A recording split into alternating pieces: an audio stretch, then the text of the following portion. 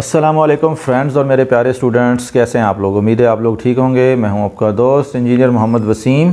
आज आप लोगों के लिए एक बहुत ही ख़ास वीडियो बनाने जा रहा हूं। दोस्तों, जैसे कि आप लोगों को मालूम है कि कल 21 जनवरी है 2021 और कल को जो है वो Punjab board of technical education जो है ना वो सेकंड एनुअल के जो इम्तहानात है, जो कि सप्लीमेंट्री इम्तहान होते हैं डिप्लोमा के जो स्टूडेंट्स हैं, जो कि पीछे 2020 में जो एनुअल एग्ज़ाम हुआ था उसमें रह गए थे किसी वजह से, या प्रमोट नहीं हो सके थे, या गोल्डन चांस वाले जो स्टूडेंट्स हैं उनके पेपर स्टार्ट होंगे।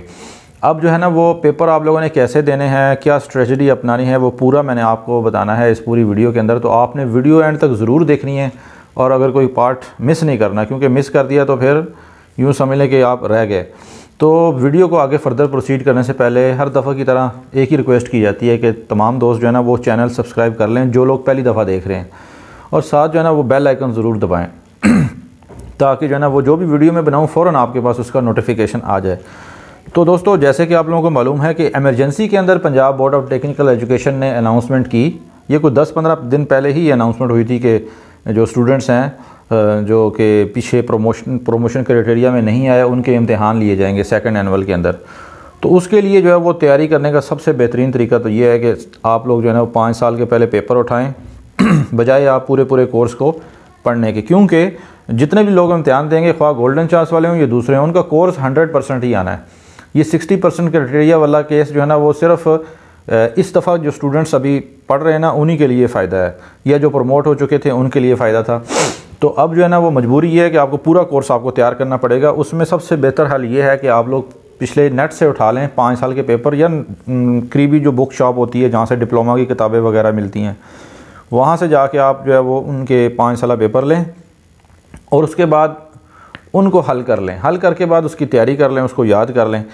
एक दफ़ा आप जब तैयारी कर लेंगे ना मोटी मोटी, उसके बाद हल करने का तरीक़ाकार आपको मैं बता देता हूँ, क्योंकि फ़र्स्ट इंप्रेशन जो होता है ना वो हमेशा लास्ट इंप्रेशन होता है। क्योंकि चेक करने वाले ने आपकी जो है वो परफॉर्मेंस ज़ाहिर बात है वो चेक करनी होती है, एवल्यूएट करनी होती है। तो जब भी डिप्लोमा के पेपर को जब आप सॉल्व करते हैं, ख़ास तौर पे शॉर्ट क्वेश्चन को जब आप सॉल्व करते हैं, तो पहली टेक्निक तो आपको ये अपनानी चाहिए कि आपको जितने शॉर्ट क्वेश्चन कहा जाए ना, जैसे कि अगर 37 है उसमें से अगर 25 करने हैं, तो आप लोगों की ये कोशिश होनी चाहिए कि आप ज़्यादा से ज़्यादा मैक्सिमम जो है ना वो क्वेश्चन को हल करें। जैसे कि 37 में से 30 कोशिश करें हल करें। तो इसमें इस चीज़ को मत देखें कि भी हमने 25 ही लिखा है तो 25 ही हल करने हैं, क्योंकि बाज़ दफ़ा ऐसे होता है कि आप जो है वो लॉन्ग क्वेश्चन जो है वो आपको नहीं आ रहे होते, तो आप यहाँ से कोशिश करें ज़्यादा सवाल हल करने की।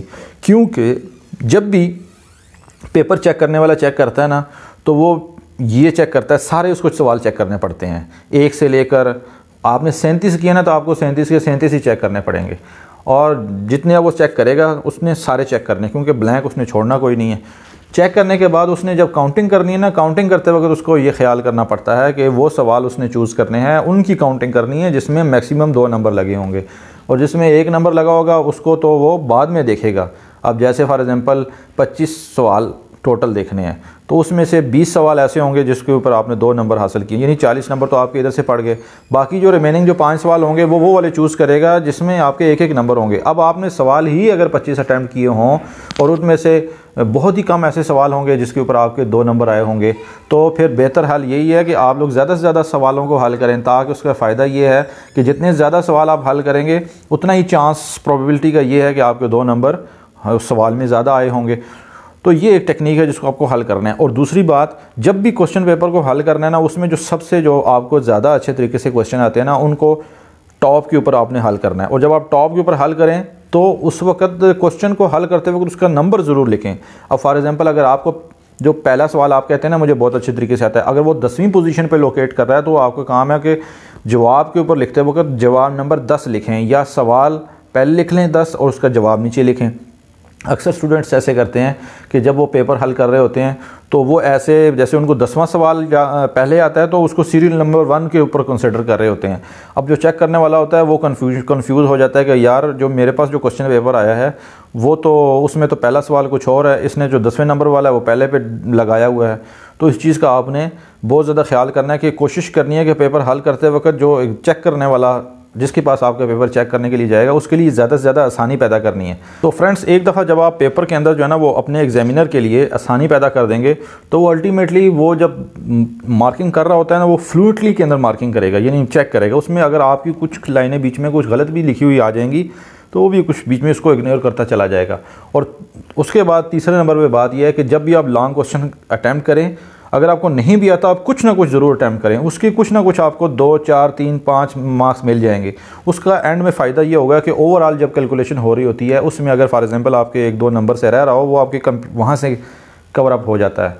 तो ये कुछ टिप्स थी जो कि तकरीबन जितने भी स्टूडेंट्स हैं उन सब के लिए हैं, चाहे वो अभी पढ़ रहे हैं चाहे वो अभी पेपर दे रहे हैं। तो ये इन चीज़ों को आप फॉलो करेंगे तो फिर ही आपका डिप्लोमा जो है ना वो आसानी से क्लियर होगा। और ख़ास तौर पर जो गोल्डन वाले हैं वो तो ज़्यादा इस चीज़ के ऊपर फोकस करें। तो ये एक छोटी सी टिप्स थी जो मैंने सोचा कि आज ज़रूर शेयर की जाए, क्योंकि कल को एग्ज़ाम है और आपने अटैम्प्ट करना पेपर और अच्छे तरीके से अगर अटैम्प्ट ना किया तो वो फिर प्रॉब्लम खड़ी हो जाएगी। तो दोस्तों, वीडियो अगर अच्छी लगे तो लाइक कर दो। अब हमें इजाज़त दें, ये एक हल्की फुल्की सी मैंने करनी थी आपके साथ डिस्कशन जो मैंने कर ली। अब हमें इजाज़त दें, अल्लाह हाफ़िज़।